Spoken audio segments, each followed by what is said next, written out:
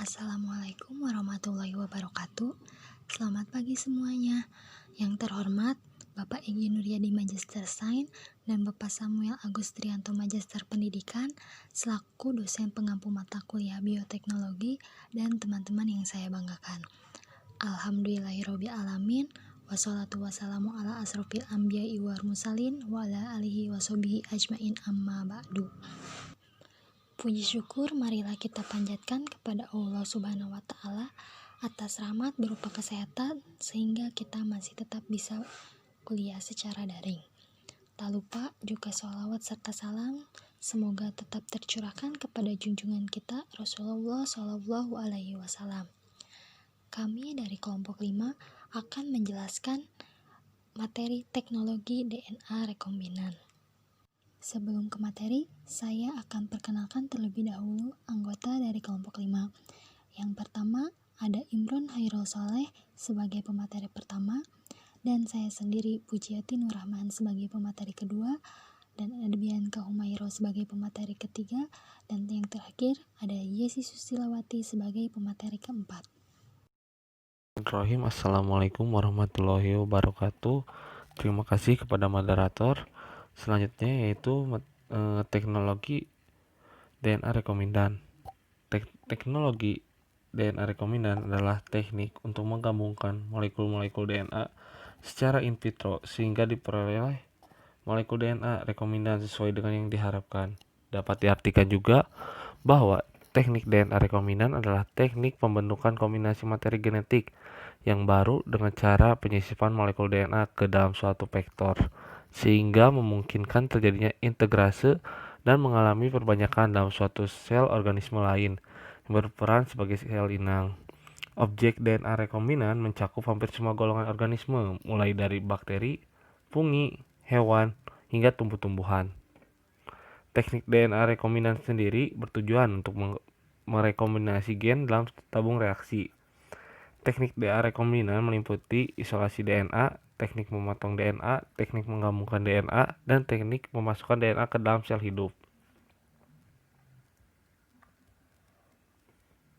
Selanjutnya yaitu tahapan dasar teknik rekombinan. Yang pertama yaitu isolasi molekul DNA yang akan digabungkan. Kedua, pemotongan DNA dengan enzim restriksi. Ketiga, penyambungan molekul DNA menggunakan enzim DNA ligase ke dalam suatu molekul DNA vektor. Keempat, transformasi sel inang dengan DNA rekombinasi hasil ligasi. Kelima, analisis dan konfirmasi keberadaan DNA rekombinan dalam sel inang. Keenam, karakteristik fungsional gen yang diklon. Bisa dilihat ya teman-teman itu tahapannya seperti dalam foto yang tertera di layar. Perangkat teknologi DNA rekombinan yang pertama yaitu enzim restriksi, fungsinya untuk memotong DNA. Kedua, enzim DNA ligase, yaitu tujuannya untuk menyambung DNA. Terus ada plasmid, digunakan sebagai vektor untuk mengklonkan gen atau mengklonkan DNA atau mengubah sifat bakteri. Selanjutnya ada transposon, digunakan sebagai alat untuk melakukan mutagenesis untuk menyisipkan penanda. Keempat, ada pustaka genom, digunakan untuk membuat DNA berdasarkan RNA. Selanjutnya ada pelacak DNA atau RNA, digunakan untuk mendeteksi gen atau fragmen DNA yang diinginkan atau untuk mendeteksi klon yang benar. Selanjutnya yaitu materi teknik isolasi DNA. Yang pertama, isolasi DNA genom dilanjutkan dengan pemotongan DNA genom dengan menggunakan enzim endonuklease restriksi. Kedua, mengisolasi mRNA yang merupakan hasil transkripsi gen yang dimaksud, kemudian dilanjutkan dengan membuat turunan komplement DNA cDNA. Ketiga, mensintesis nukleotida yang menyusun gen tersebut dengan sintesis kimiawi. Keempat, melakukan aplikasi DNA dengan teknik PCR.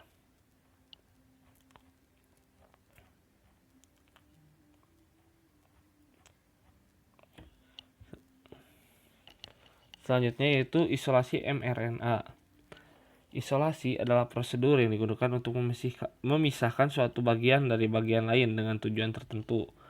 Isolasi RNA digunakan untuk memisahkan RNA dari zat lain sehingga dihasilkan RNA murni. Secara umum, terdapat 3 dasar persyaratan isolasi RNA, yaitu yang pertama, melisiskan membran sel untuk mengekspos RNA. Kedua, pemisahan RNA dari zat-zat molekul lainnya seperti DNA, lipid, protein, dan karbohidrat. Dan yang ketiga, pemulihan DNA dalam bentuk murni.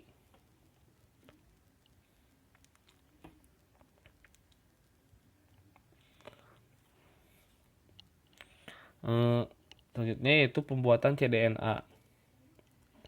Pembuatan cDNA memungkinkan dilakukan cloning dan ekspresi gen ekariot yang mengandung intron di dalam sel prokariot. Seperti diketahui, banyak gen eukariot yang memiliki intron yang tidak akan diekspresikan dalam bentuk urutan asam-asam amino suatu protein. Nah, ini ada suatu gambar ya, itu adalah proses pembuatan cDNA, yaitu jaringan diekstraksi mRNA-nya, kemudian dilakukan proses reverse transkripsi dengan bantuan enzim reverse serta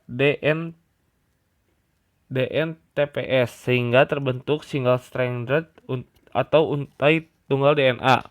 Kita juga mensintesis untai pasangannya dengan bantuan DNA polimerase serta DNTPS. Lalu RNA yang tadinya menjadi template perlu dihilangkan dengan bantuan enzim RNA-nase atau larutan alkali. Setelah kita mendapatkan double stranded cDNA ini merupakan komplementer dari DNA atau merupakan urutan DNA yang diperoleh dari proses reverse transkripsi. Kemudian dimasukkan ke dalam vektor plasmid dan ditransformasikan ke bakteri dengan plasmid rekombinan, dan seterusnya. Nah, selanjutnya yaitu materi pembuatan gen sintetik. Pembuatan gen sintetik adalah pembuatan gen secara sintetik dengan urutan basa nitrogen tertentu berdasarkan urutan asam amino dalam protein yang dihasilkan. Langkah pertama pembuatan humulin adalah mensintesis rantai DNA yang membawa sekuen nukleotida spesifik yang sesuai karakteristik rantai polipeptida A dan B dari insulin. Urutan DNA yang diperlukan dapat ditentukan karena komposisi asam amino dari kedua rantai telah dipetakan. 63 nukleotida yang diperlukan untuk mensintesis rantai A dan 90 untuk rantai B ditambahkan kodon pada akhir setiap rantai yang menandakan pengakhiran sintesis protein. Antikodon yang menggabungkan asam amino, metionin, kemudian ditempatkan di setiap awal rantai yang memungkinkan pemindahan protein insulin dari asam amino sel bakteri itu. Gen sintetik rantai A dan B kemudian secara pisah dimasukkan ke dalam gen untuk enzim bakteri B-galaktosidase yang dibawa dalam plasmid vektor tersebut. Pada tahap ini sangat penting untuk memastikan bahwa kodon gen sintetik kompatibel dengan B-galaktosidase plasmid rekombinan tersebut kemudian dimasukkan ke dalam sel E. coli. Mungkin cukup sekian ya materi yang dapat saya sampaikan. Mohon maaf bila ada kesalahan. Wassalamualaikum warahmatullahi wabarakatuh. Materi selanjutnya adalah amplifikasi DNA dengan teknik PCR. Amplifikasi DNA adalah peniruan urutan nukleotida suatu gen dengan teknik PCR. Amplifikasi dilakukan secara in vitro dengan menggunakan yang pertama enzim DNA polimerase, yang kedua DNTP, yang ketiga oligonukleotida primer, yang keempat molekul DNA cetakan atau DNA template. Enzim polimerase yang digunakan untuk mengkatalis reaksi sintesis rantai DNA. PCR melibatkan banyak siklus yang masing-masing terdiri dari 3 tahap berurutan, yaitu pemisahan atau denaturasi rantai DNA template, penempletan atau annealing, pasangan primer pada DNA target dan pemanjangan atau ekstension primer atau reaksi polimerase yang dikatalis oleh DNA polimerase. Di sini saya akan memutar video proses teknik PCR.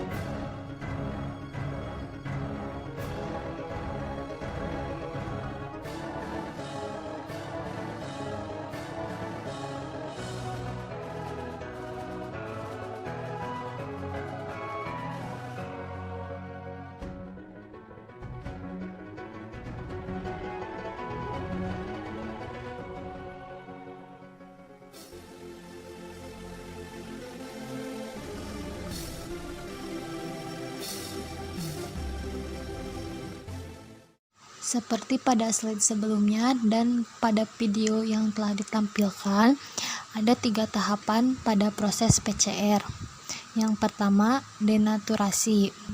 Ini adalah proses PCR yang melakukan pemisahan rantai DNA template. Selama proses denaturasi, DNA untai ganda akan membuka menjadi 2 untai tunggal. Hal ini disebabkan karena suhu denaturasi yang tinggi menyebabkan putusnya ikatan hidrogen di antara basa-basa komplemen.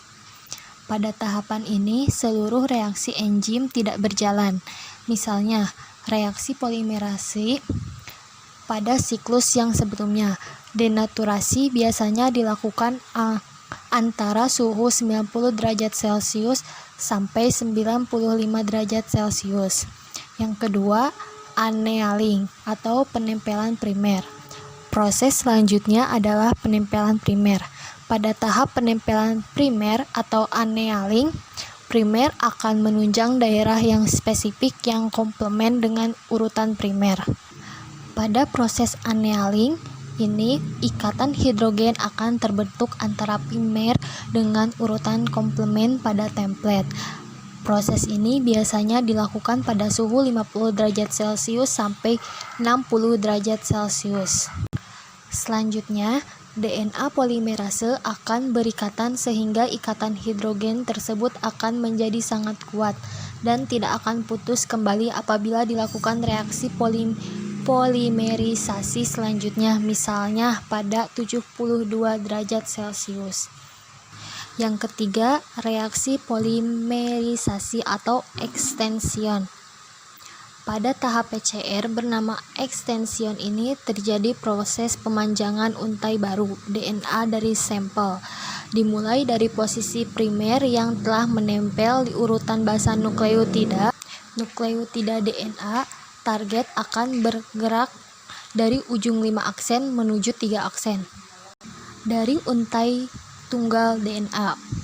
Proses pemanjangan atau pembacaan informasi DNA yang diinginkan sesuai dengan panjang urutan basa nukleotida yang ditargetkan pada setiap 1 kilobas atau 1000 BP yang akan diamplifikasi memerlukan waktu 1 menit. Sedangkan bila kurang dari 500 BP hanya 30 detik pada kisaran 500 tapi kurang dari 1 kb. Perlu waktu 45 detik. Namun, apabila lebih dari 1 kb akan memerlukan waktu 2 menit di setiap siklusnya. Adapun temperatur ekstraksi berkisar antara 70 sampai 72 derajat Celcius. Materi selanjutnya adalah enzim endonuklease restriksi. Enzim restriksi endonuklease adalah enzim yang berperan untuk memperoleh suatu urutan DNA dengan memotong genom DNA menjadi fragmen-fragmen dengan cara memotong ikatan fosfodiester pada untaian DNA. Enzim restriksi dengan sekuens pengenalannya. Di sini ada nama-nama enzimnya, sekuen pengenalannya, dan organisme asalnya. Bisa dilihat pada gambar ya. Enzim restriksi endonuklease dibagi menjadi 3 tipe dengan karakteristik yang berbeda-beda dan disajikan dalam tabel di bawah ini. Ada K-faktor, ada urutan DNA yang dikenali, ada urutan DNA yang dipotong, dan contoh jenisnya. Bisa dilihat ya sendiri pada tabelnya. Enzim restriksi tipe 2 memiliki urutan nukleotida yang dikenali dan dipotong oleh enzim tersebut sama, sehingga memudahkan strategi cloningnya. Menghasilkan ujung DNA kohesif atau ujung lekat atau sticky atau ujungnya runcing dan ujung tumpul. Enzim E. coli mengenali dan memotong urutan nukleotida 5 aksen GAATTC 3 aksen yang bersifat palindromik. Artinya, jika urutan tadi dibaca dari urutan untaian komplementernya, maka hasilnya tetap sama. Ujung kohesif dapat membentuk ikatan komplementer seperti semula jika kedua potong DNA tersebut disambung menggunakan enzim DNA ligase. Enzim-enzim restriksi yang titik pengenalan dan potongan DNA sama tetapi diisolasi dari spesies bakteri yang berbeda disebut isokisomer atau isokisomer. Enzim MBOI diisolasi dari Moracella bovis, mengenali dan memotong DNA pada urutan yang sama dengan enzim SAU3A, diisolasi dari Staphylococcus aureus, yaitu pada urutan GATC. Penyambungan DNA atau ligasi DNA. T4 DNA ligase berasal dari T4 bakteriofag. Enzim ini akan meligase fragmen DNA yang menggantung, memiliki ujung kohesif maupun ujung tumpul. Untuk meligase fragmen DNA yang memiliki ujung tumpul, diperlukan konsentrasi enzim yang lebih besar. Enzim DNA ligase yang merupakan bagian genom bakteri Escherichia coli hanya mampu menyambung DNA kohesif. T4 DNA ligase mampu menyambung molekul RNA dengan DNA, sedangkan enzim dari E. coli tidak mampu melakukan hal semacam ini. Oleh karena itu, enzim T4 DNA ligase lebih sering digunakan dalam cloning DNA. T7 DNA ligase, enzim yang dapat mengkatalis ikatan fosfodiester. Tidak seperti enzim T4, Blunt end ligation tidak efektif dikatalis oleh T7 DNA ligase. Enzim ini dihasilkan oleh strain rekombinan bakteri E. coli yang mengandung gen pengkode DNA ligase. Enzim DNA ligase bekerja dengan menyambungkan utas DNA yang memiliki ujung 5 aksen PO4 dengan ujung 3 aksen OH pada utas lain. Mekanisme bisa dua cara sesuai hasil potongnya. Yang pertama, ada DNA dengan ujung Sticky atau berujung lancip. Yang kedua, DNA dengan ujung blunt atau berujung tumpul. Yang pertama, DNA dengan ujung Sticky atau lancip, ujung overhang ini harus saling komplement agar dapat menempel dengan baik. Ujung overhang pada utas sense akan berpasangan dengan ujung overhang utas antisense. Lalu DNA ligase tinggal membentuk ikatan fosfodiester sehingga kedua utas kini sudah menjadi satu dengan ikatan yang lain yang sangat kuat. Mekanisme ini cenderung lebih mudah karena kedua ujung overhang dapat menempel lebih dulu. Yang kedua, DNA dengan ujung blunt atau tumpul. Menyambungkan utas-utas DNA yang sama-sama memiliki ujung blunt hasil pemotongan enzim restriksi atau hasil potongan PCR. Hasil blunt PCR. DNA dengan ujung blunt lebih sulit untuk dilem dengan enzim DNA ligase karena ada ujung overhang yang membentuk kedua utas untuk saling menempel terlebih dahulu sebelum dilem. Menyambung molekul yang berbeda ujungnya dilakukan dengan beberapa macam modifikasi, yaitu yang pertama, menambahkan adaptor atau penyambungan yang disebut linker. Yang kedua, pembentukan ekor homopolimer pada ujung DNA. Yang ketiga, pengisian ujung-ujung DNA kohesif. Yang keempat, penghilang ujung DNA kohesif. Yang pertama, penambahan adaptor atau penyambungan. Adaptor adalah suatu molekul oligonukleotida sintetik yang urutan nukleotidanya dirancang sedemikian rupa sehingga masing-masing ujung adaptor bersifat komplementer dengan masing-masing ujung DNA yang akan disambung. Linker adalah molekul oligonukleotida sintetik yang dapat mengalami penyambungan sendiri atau slap ligation, membentuk molekul untai ganda berujung tumpul, tetapi mempunyai urutan nukleotida yang dikenal oleh enzim restriksi tertentu. Pembentukan ekor homopolimer pada ujung DNA. Ekor homopolimer adalah molekul deoksiribonukleotida yang terdiri atas satu macam nukleotida dan ditambah pada ujung 3 aksen suatu molekul DNA untai tunggal atau ganda sehingga DNA tersebut dapat membentuk rekombinan dengan DNA lain dan mempunyai ekor homopolimer yang komplementer. Kemudian pengisian ujung-ujung DNA kohesif.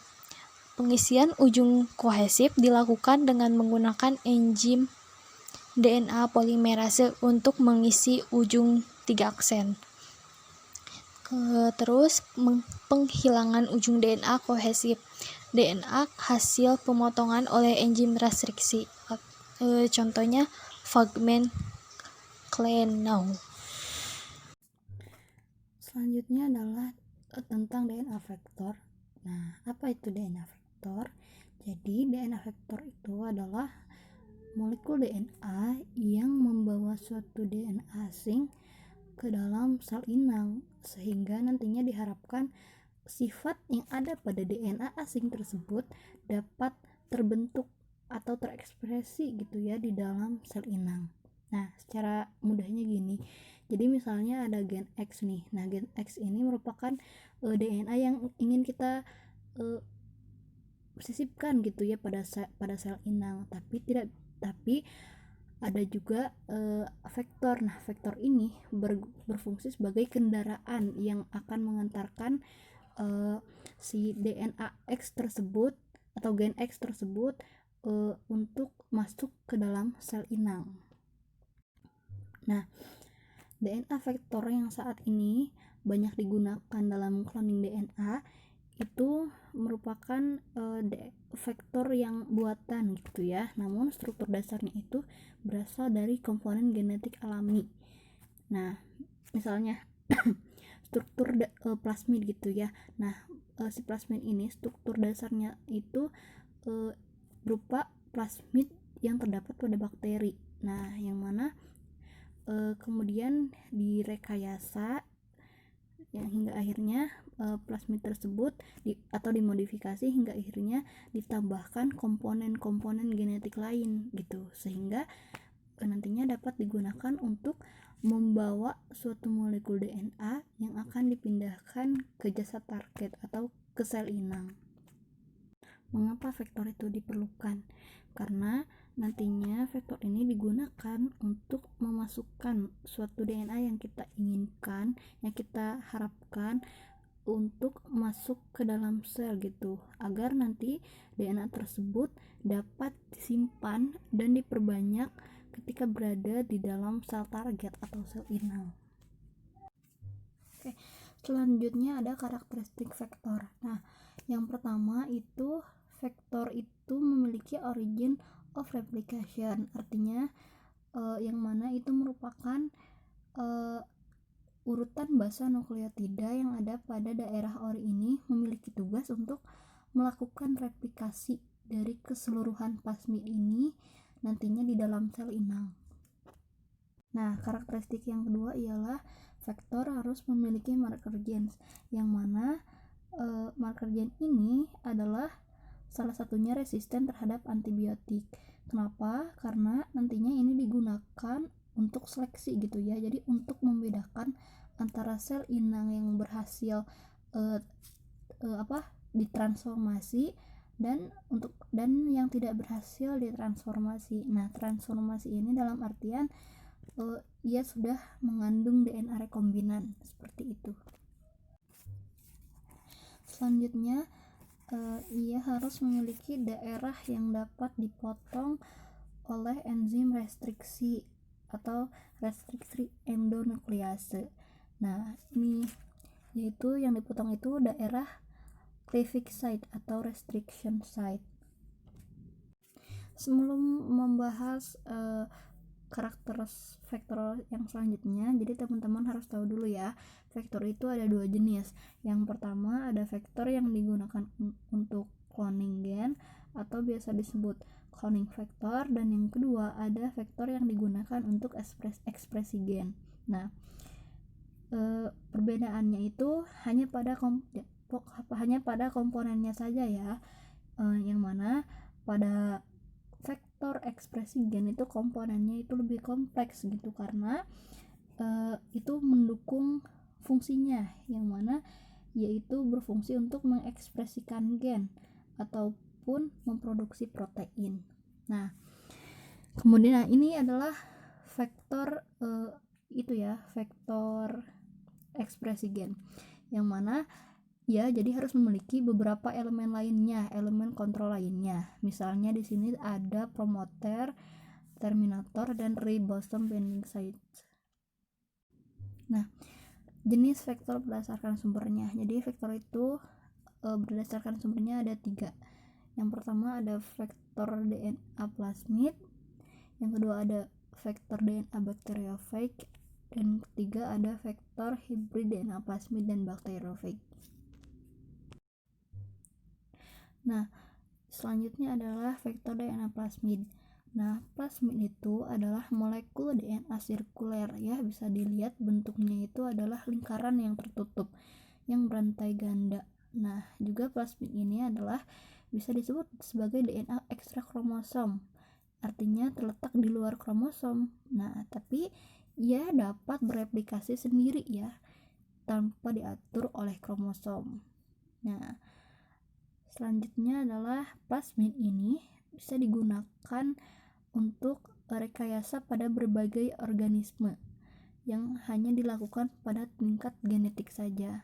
Nah, plasmid ini juga terdapat pada organisme prokaryotik dan juga organisme eukaryotik. Oke, sekarang Kenapa gitu ya plasmid bisa digunakan dalam DNA rekombinan? Karena plasmid ini memiliki 3 region penting gitu yang berperan dalam cloning DNA ini. Yang pertama, ia memiliki replication origin yang tadi. Jadi ia bisa mereplikasi diri tanpa diatur oleh kromosom gitu ya.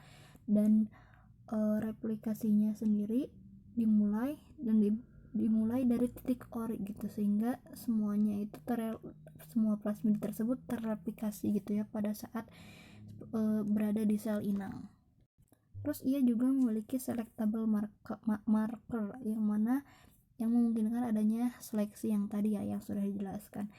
Selanjutnya itu tadi mampu disisipi oleh fragmen DNA dari luar karena ia memiliki daerah restriction site. Nah, selanjutnya adalah fungsi plasmid. Plasmid ini berfungsi sebagai pembawa sifat rekombinan gitu ya pada organisme yang akan direkayasa. Nah, menurut tujuan penggunaannya sendiri itu plasmid itu dibedakan menjadi dua. Ada plasmid yang digunakan untuk cloning prokariot dan ada plasmid yang digunakan untuk cloning eukariot. Nah, ini merupakan struktur genom plasmid PUC19. Nah, yang mana jenis plasmid ini adalah bisa digunakan untuk prokariot. Nah, bisa dilihat ya ini struktur genomnya. Nah, di sana bisa dilihat ada MCS. Nah, MCS itu apa? Jadi MCS itu adalah multiple cloning site yang mana ini merupakan suatu daerah restriksi gitu ya, atau daerah yang dapat dipotong dengan menggunakan enzim restriksi atau restriksi endonuklease tertentu. Nah, untuk nantinya digunakan sebagai tempat penyisipan fragmen DNA gitu ya, gen yang akan diekspresikan seperti itu. Nah, ini merupakan jenis plasmid yang bisa digunakan untuk prokariot. Nah, plasmid TI. Nah, plasmid ini berukuran sekitar 200 kb atau kilobasa, yang mana ini terdapat pada bakteri Agrobacterium tumefaciens, yang mana plasmid ini bisa digunakan sebagai vektor gitu ya, atau pembawa gen yang ingin kita sisipkan gitu ya. Nah, misalnya kita ingin menyisipkan gen anti hama gitu ya terhadap salah satu tanaman gitu. Jadi si plasmid ini nantinya bagiannya itu ada yang dipotong, yang kemudian disisipkan gitu ya gen anti hama tersebut, yang mana nantinya plasmid ini akan menghantarkan ke sel inang atau ke tumbuhan tersebut. Nah, pertanyaannya adalah di mana gitu ya gen DNA tersebut dapat disisipkan. Jadi gen DNA tersebut dapat disisipkan pada daerah tDNA gitu ya, yang mana tDNA ini dapat mengintegrasi atau memasukkan gitu ya gen yang kita inginkan, misalnya gen anti hama, ke dalam DNA tanaman, yang nantinya jika si plasmid ini sudah sampai di sel inang atau tanaman dan sudah masuk ke dalam DNA, tanaman tersebut akan mengalami pertumbuhan sel-sel yang tidak terkendali dan akhirnya terbentuklah tumor. Nah, tumor itulah yang bisa dikatakan sebagai salah satu ciri bahwa berhasil gitu ya, berhasil memasukkan molekul DNA rekombinan ke dalam sel inang atau ke dalam tumbuhan yang kita inginkan, seperti itu. Nah, selanjutnya adalah vektor DNA bakteriofag. Nah, apa itu vektor DNA bakteriofag? Jadi sebenarnya ini adalah vektor DNA dari virus gitu ya, virus yang menginfeksi bakteri, yang mana ada dua jenis. Yang pertama ada vektor DNA bakteriofag lambda, yang kedua ada vektor DNA bakteriofag M13. Nah, selanjutnya adalah vektor DNA bakteriofag lambda. Jadi faktor DNA bakteriofag lambda ini berupa DNA yang linear untai ganda yang berukuran sekitar 48,6 kilobasa. Nah, ini juga dapat menginfeksi dan melisiskan sel inang Escherichia coli. Nah, genom ini juga dapat menginfeksi sel inang karena pada ujung-ujung DNA itu terdapat urutan DNA untai tunggal sepanjang 12 nukleotida yang dapat menyambung satu sama lain, sehingga lambda itu dapat melingkar gitu ya ketika menginfeksi sel inang. Selanjutnya, vektor DNA lambda ini itu dapat dibedakan menjadi dua tipe gitu ya. Yang pertama ada vektor penyisipan, yang mana vektor penyisipan itu ia mempunyai sisi retriksi tunggal gitu untuk beberapa enzim retriksi yang hanya dapat membawa DNA asing yang berukuran sekitar 10 kilobasa saja. Sedangkan untuk vektor penggantian ia memiliki sepasang sisi retriksi gitu ya yang sama dan juga ia dapat membawa DNA asing yang berukuran sekitar 2-20 kilobasa. Nah, selanjutnya ada vektor DNA bakteriofag M13. Nah, ini berupa DNA linear untai ganda yang berukuran sekitar 6,4 kilobasa. Dan juga vektor M13 ini biasanya digunakan untuk mengklon DNA yang selanjutnya akan ditentukan urutan nukleotidanya gitu ya. Nah, ukuran DNA ini dapat diklon oleh M13 itu biasanya maksimum hanya mencapai 5 kilobasa. Nah, selanjutnya adalah vektor DNA hibrid. Nah, vektor DNA ini menggunakan komponen DNA plasmid dan juga DNA dari bakteriofag. Nah, yang terdiri dari dua macam nih vektor yang digunakan. Yang pertama itu ada plasmid. Nah, plasmid ini adalah tersusun atas bagian ori yang mana ori ini ada pada plasmid, dan juga koside yang mana koside ini merupakan bagian dari bakteriofag. Nah, plasmid ini dapat digunakan untuk mengklon fragmen DNA berukuran maksimum 45 kilobasa. Nah, contoh plasmid ialah ini ya, bisa dilihat. Nah, plasmid juga berguna untuk membuat gene library. Nah, kelebihannya ia dapat membawa DNA sisipan dengan ukuran yang lebih besar daripada vektor bakteriofag dan juga vektor plasmid. Nah, jenis yang kedua macam itu ada plasmid. Nah, plasmid ini merupakan vektor yang menggunakan DNA asing dan berukuran kecil. Jadi multi-copy plasmid, dan juga ia menggunakan DNA bakteriofag tertentu, misalnya DNA bakteriofag P4. Nah, plasmid ini juga dapat bereplikasi sebagai plasmid atau bereplikasi seperti halnya plasmid, ataupun juga ia juga bisa menyebabkan lisis kepada sel inang, sebagaimana ini merupakan sifat dari bakteriofag. Nah, plasmid ini bisa berguna untuk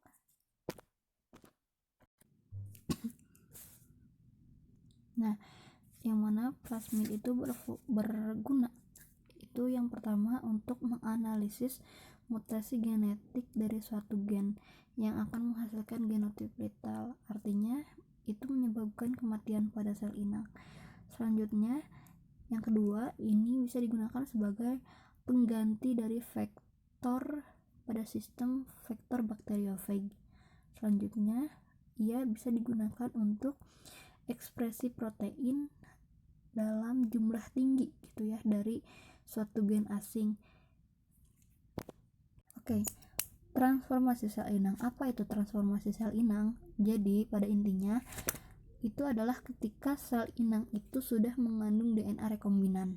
Nah, apa itu DNA rekombinan? Jadi DNA rekombinan itu adalah tadi ya, ketika si fragmen DNA-nya itu udah masuk ke dalam vektor, yang mana nantinya si vektor ini mengantarkan kepada sel inang, sehingga sifat yang ada pada vektor tersebut itu bisa terekspresi gitu ya pada sel inang. Namun jika DNA yang digunakannya itu berasal dari virus atau yang biasa disebut bakteriofag gitu ya, virusnya itu, nah itu disebut sebagai transveksi ya. Nah, jadi sel inang yang dapat ditransformasi itu dapat berupa sel prokariot dan juga eukariot. Nah, secara umum sel inang itu dibedakan juga menjadi dua kelompok. Yang pertama itu ada sel inang sementara atau temporer, yang mana itu adalah sel yang digunakan yaitu hanya untuk memperbanyak jumlah dari molekul DNA rekombinannya saja. Sedangkan ada sel inang tetap, yang mana sel inang ini adalah yang digunakan untuk mengekspresikan gen asing gitu yang akan diklon, seperti itu. Sel inang E. coli. Nah, bakteri E. coli ini adalah yang paling sering digunakan sebagai untuk cloning gen gitu ya. Kenapa? Karena bakteri ini sudah diketahui gitu ya sifat-sifat fisiologi dan juga genetikanya. Nah, sel inang E. coli ini itu bisa digunakan sebagai sel inang tetap maupun sel inang sementara. Nah, dalam cloning gen juga biasanya itu menggunakan bakteri-bakteri yang sudah dikembangkan di dalam laboratorium, sehingga bakterinya itu bukan termasuk strain alami, dan juga bakterinya itu bisa kita kendalikan gitu ya, bisa dikendalikan karena hanya bisa hidup di dalam lingkungan laboratorium yang terkendali, seperti itu. Sekian dari saya. Selanjutnya dilanjutkan kepada pemateri keempat. Assalamualaikum warahmatullahi wabarakatuh. Perkenalkan, nama saya Yesi Susilawati sebagai pemateri keempat. Sebelumnya, terima kasih kepada moderator yang telah mempersilahkan saya untuk memaparkan mengenai proses transformasi sel inang. Proses transformasi sel inang. Transformasi sel inang dapat dilakukan dengan berbagai macam cara, tergantung pada jasad inang yang digunakan. Secara umum, transformasi dapat dilakukan dengan dua cara. Yang pertama adalah teknik induksi kompetensi sel secara kimiawi diikuti dengan kejutan panas. Yang kedua dengan teknik elektroporasi. Metode ini dilakukan dengan menaruh sel ke medan listrik arus bolak-balik. Hal ini menyebabkan lubang sementara di dalam membran plasma. DNA yang ditambahkan pada medium elektroporasi dapat masuk ke dalam sel melalui lubang. Medan listrik juga menginduksi mobilitas DNA dan memungkinkan pengambilan oleh sel. Metode ini sedikit efisien dan biasanya digunakan dengan jenis sel di mana penggunaan senyawa kimia kurang diandalkan. Teknik transformasi pada sel tanaman, yaitu menggunakan Agrobacterium tumefaciens untuk transformasi sel tumbuhan, yaitu menggunakan plasmid TI dalam A. tumefaciens. Nah, plasmid TI itu mengandung suatu fragmen DNA yang disebut dengan tDNA, yang dapat diintegrasikan ke dalam DNA pada inti sel tanaman. tDNA tersebut bertanggung jawab terhadap kemampuan menginduksi pembentukan tumor dan sintesis eopin.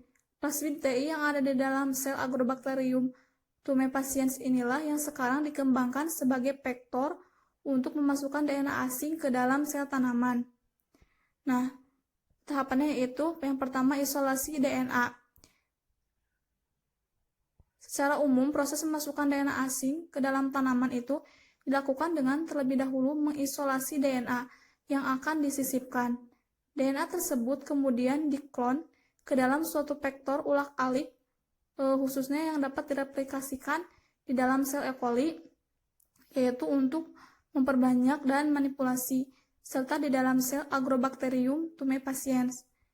Vektor ulak-alik tersebut mengandung subfragmen tDNA yang sudah direkayasa sehingga dapat digunakan sebagai tempat untuk menyisipkan DNA asing. Nah, setelah disisipi dengan DNA asing, vektor ulak-alik rekombinan tersebut selanjutnya akan dipindahkan ke dalam sel Agrobacterium yang membawa plasmid TI alami yang mengandung tDNA alami. Di dalam sel Agrobacterium tumefaciens tersebut akan terjadi rekombinasi antara fragmen tDNA yang sudah disisipi dengan DNA asing dengan tDNA yang ada pada plasmid TI alami. Dengan cara demikian, maka DNA asing tersebut dapat disisipkan ke dalam plasmid bagian tDNA yang ada pada TI alami pada waktu sel Agrobacterium yang membawa plasmid TI rekombinan tersebut digunakan untuk menginfeksi sel tanaman. maka bagian tDNA-nya akan diintegrasikan ke dalam DNA inti sel tanaman. Dengan cara demikian, maka DNA asing tersebut akan ikut terintegrasikan ke dalam DNA genom tanaman. Penyisipan DNA asing ke dalam DNA genom tanaman juga dapat dilakukan dengan menggunakan DNA virus tanaman sebagai vektor. Yang kedua yaitu pemindahan DNA secara langsung ke sel tanaman dengan biolysik Wound bombardment, yaitu dengan melapisi suatu proyektil berbahan tungsten dengan molekul DNA yang akan dimasukkan ke dalam sel tanaman. Selanjutnya, proyektil tersebut ditembakkan ke dalam sel tanaman. Sel tanaman juga dapat ditransformasikan secara langsung dengan menggunakan alat elektroporator, yaitu suatu alat yang dapat membangkitkan arus listrik bertegangan tinggi dalam waktu singkat. Yang ketiga yaitu dengan transformasi dengan induksi kimiawi menggunakan bahan kimia polyethylene glycol atau disingkat dengan PEG. Teknik ini dapat dilakukan pada tanaman monokotil, tetapi sel tanamannya harus dibuat protoplas terlebih dahulu, yaitu dengan menghilangkan dinding selnya. Setelah ditransformasi, selanjutnya dilakukan regenerasi sel dan jaringan dari protoplasnya. Yang keempat yaitu fusi protoplas. Pemindahan suatu sifat gen dari suatu tanaman ke tanaman lain juga dapat dilakukan dengan melakukan fusi protoplas antara kedua tanaman tersebut. Sebelum dapat didifusikan, sel harus dibuat protoplas terlebih dahulu dengan menghilangkan dinding selnya secara enzimatik. Protoplas yang diperoleh selanjutnya difusikan, baik secara kimiawi maupun dengan teknik elektrofusi. Protoplas hasil fusi tersebut selanjutnya diregenerasi menjadi sel utuh dan jaringan tanaman yang lengkap. Fusi protoplas dapat mengatasi kendala ketidaksesuaian genetik antara tanaman. Teknik ini kemudian disempurnakan antara lain dengan menonaktifkan salah satu nukleus dengan iradiasi sehingga terbentuk hibrid sitoplasma. Nah, yang kelima yaitu mikroinjeksi. Molekul DNA rekombinan juga dapat dimasukkan ke dalam sel tanaman secara langsung dengan teknik mikroinjeksi ke dalam sel. Sekarang di sini saya akan menjelaskan mengenai sel inang yang digunakan, yaitu Escherichia coli. Nah, sebelum dapat ditransformasikan, sel inang yang akan digunakan harus dibuat kompeten terlebih dahulu. Jika sel inang yang akan digunakan adalah E. coli, maka cara untuk membuat selnya menjadi kompeten untuk transformasi adalah yang pertama yaitu dengan induksi menggunakan senyawa CaCl3 dalam keadaan dingin. Yang kedua yaitu DNA yang akan dimasukkan ke dalam sel kemudian dicampur dengan sel yang sudah kompeten dan diinkubasikan dalam keadaan dingin selama 30-60 menit. Yang ketiga, setelah itu suspensi sel dengan DNA tersebut dipindahkan ke waterbed bersuhu 42 derajat Celcius selama 90 sampai 120 detik sehingga terjadi kejutan panas. Nah, yang selanjutnya yaitu sel E. coli tersebut ditumbuhkan dalam medium agar yang ditambah dengan senyawa tertentu yang dapat digunakan untuk membedakan antara sel yang mengalami transformasi atau membawa DNA dari luar dengan sel yang tidak mengalami transformasi atau tidak mengandung DNA dari luar. Materi selanjutnya yaitu mengenai analisis DNA rekombinan. Secara umum, analisis keberadaan DNA rekombinan di dalam sel yang ditransformasi dapat dilakukan dengan beberapa cara. Yang pertama yaitu analisis retriksi DNA. Analisis retriksi DNA menentukan apakah semua molekul DNA rekombinan telah masuk ke dalam sel. Adapun tahapannya yang pertama yaitu mengisolasi DNA. Hal ini dapat dilakukan dengan terlebih dahulu mengisolasi DNA dari koloni-koloni transformasi yang tumbuh pada medium selektif. Setelah dilakukan isolasi DNA plasmid, maka selanjutnya DNA tersebut dipotong dengan suatu enzim retriksi yang spesifik. Nah, sehingga dapat menunjukkan adanya perbedaan antara sel yang membawa DNA rekombinan dengan sel yang membawa DNA vektor saja tanpa sisipan DNA asing. Nah, hasil pemotongan DNA tersebut kemudian dielektroporesis pada gel agarose sehingga diperoleh pita-pita DNA. Analisis terhadap ukuran pita-pita DNA yang muncul tersebut akan memberikan gambaran apakah suatu koloni transforman membawa molekul DNA rekombinan ataupun tidak. Adapun yang kedua yaitu hibridisasi dengan pelacak DNA.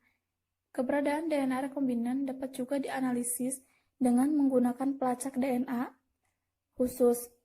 Pelacak DNA adalah suatu molekul DNA yang biasanya berukuran pendek dan dilabeli dengan radioaktif atau dengan molekul non-radioaktif, misalnya dioksigenin. Nah, urutan DNA pelacak dibuat sedemikian rupa sehingga mempunyai kemiripan dengan urutan nukleotida DNA rekombinan yang akan dilacak. Adapun tahapannya yang pertama yaitu memindahkan koloni transforman yang ada pada medium selektif. Nah, proses pelacakan dilakukan dengan terlebih dahulu memindahkan koloni-koloni transforman yang muncul pada medium selektif ke atas suatu membran, misalnya nitroselulosa atau nilon. Selain dipindahkan ke membran, juga dibuat replika koloni-koloni tersebut pada medium agar sebagai master plate. Yang kedua, koloni dipindahkan ke membran dan dilisiskan. Koloni-koloni sel yang sudah dipindahkan ke membran selanjutnya dilisiskan dengan senyawa alkali sehingga DNA di dalam selnya terpapar keluar. Membran tersebut selanjutnya diinkubasi dengan pelacak DNA. Jika di antara koloni-koloni tersebut ada DNA yang mempunyai kemiripan dengan pelacak, maka akan terjadi hibridisasi antara DNA target dengan DNA pelacak. Yang ketiga yaitu analisis ekspresi gen asing yang diklon. Keberadaan molekul DNA rekombinan yang membawa gen asing juga dapat dianalisis dengan menguji ekspresi gen tersebut secara langsung. Jika gen asing tersebut disisipkan pada suatu vektor yang punya promoter tertentu, keberadaan gen asing seringkali dapat dianalisis dengan cara menginduksi ekspresinya melalui kerja promoter tersebut. Nah, jika promoter gen tersebut bersifat kompatibel dengan sistem ekspresi sel inang yang digunakan, gen asing tersebut dapat diekspresikan. Analisis ekspresinya dapat dilakukan dengan berbagai macam cara, tergantung pada pemunculan sifat baru yang dikode oleh gen tersebut. Sifat baru tersebut dapat muncul dalam bentuk ketahanan terhadap antibiotik tertentu, kemampuan sintesis suatu protein atau enzim, kemampuan mengkomplementasi mutasi pada sel inang, dan lain-lain. Salah satu teknik analisis ekspresi gen asing tersebut adalah dengan menggunakan antibodi yang dibuat dengan menggunakan protein yang dikode oleh gen asing tersebut sebagai antigen. Nah, sebagai contoh, jika kita mengklon gen yang mengkode sintesis protein papain dari tanaman pepaya, misalnya, maka terlebih dahulu kita membuat antibodi terhadap papain tersebut. Yang keempat yaitu ada amplifikasi DNA dengan teknik PCR atau polymerase chain reaction. Penyisipan suatu fragmen DNA asing di dalam vektor juga dapat dianalisis dengan melakukan amplifikasi terhadap fragmen DNA tersebut dengan teknik PCR. Primer yang digunakan dapat berupa oligonukleotida yang komplementer dengan fragmen DNA asing tersebut, atau oligonukleotida yang komplementer dengan bagian hulu dan hilir tempat penyisipan fragmen DNA asing tersebut. Hasil amplifikasi selanjutnya dianalisis dengan elektroporesis menggunakan sel agarose untuk membuktikan apakah ada pita DNA yang dapat teramplifikasi. Nah, yang kelima, penentuan urutan nukleotida atau DNA sequencing. Untuk lebih memastikan keberadaan DNA asing di dalam vektor rekombinan adalah dengan melakukan penentuan urutan nukleotida fragmen DNA asing tersebut. Dengan teknik ini, maka sekaligus akan diketahui secara rinci untuk nukleotida gen asing yang diklon sehingga dapat dilakukan analisis lebih lanjut. Teknik ini biasanya hanya dilakukan setelah digunakan teknik analisis DNA rekombinan yang lebih sederhana. Oleh karena itu, teknik ini hanya digunakan untuk karakterisasi secara rinci gen yang diklon. Karakterisasi fungsional gen yang diklon. Setelah tahapan cloning dan analisisnya dilakukan, maka tahapan terakhir dalam cloning gen adalah karakterisasi gen yang diklon. Hal ini dapat dilakukan dengan melakukan penentuan urutan nukleotida yang diklon atau dengan menganalisis ekspresi gen tersebut sesuai dengan tujuan akhir yang ingin dicapai. Nah, seringkali proses cloning fragmen DNA telah berhasil dilakukan, namun kemudian ada hambatan dalam hal sistem ekspresinya di dalam sel inang yang digunakan sehingga tidak muncul sifat baru yang diinginkan. Nah, oleh karena itu, tahapan lebih lanjut dalam cloning gen adalah merancang sistem ekspresi yang sesuai untuk gen asing tersebut pada sel inang. Selain itu, juga perlu diperhatikan masalah stabilitas gen asing tersebut di dalam sel inangnya. Demikian pemaparan dari kelompok kami, semoga dapat bermanfaat bagi kita semua. Mohon maaf atas kekurangannya dan terima kasih atas perhatiannya. Wassalamualaikum warahmatullahi